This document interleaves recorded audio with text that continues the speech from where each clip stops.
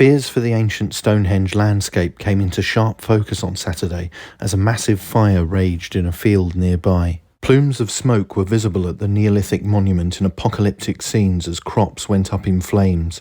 Thankfully, the blaze, which took hold at Springbottom Farm near Wilsford, about 2 miles south of the historic Stones in Wiltshire, did not reach the stones thanks to the heroic efforts of firefighters and a local farmer. A spokeswoman for Dorset and Wiltshire Fire and Rescue Service told the Hidden History channel, "We received a call at 3:53 p.m. on Saturday afternoon about a crop fire near Woodford Valley Road Lake. 2 crews from Salisbury and Amesbury, fire engines with off-road capability from Poole and Christchurch, a small 4x4 pumping appliance from Cranbourne, and water carriers from Wilton and Andover attended the incident, which involved a field of standing crop." She added, "The fire was extinguished using main lines, hose reel jets and beaters. A farmer assisted crews using machinery to create a fire break." The fire was finally extinguished at 5:51 p.m, with around 4 acres of crops being destroyed.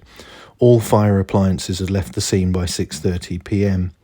The incident came just weeks after another historic stone circle was threatened by fire.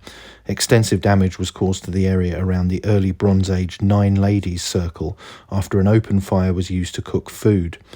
The fire, which took place during a recent UK heatwave, damaged about 200 square metres of moorland at the site in Derbyshire. Police are still investigating that particular incident. That's it for this video. Don't forget to like, share and most importantly subscribe. And thank you for watching.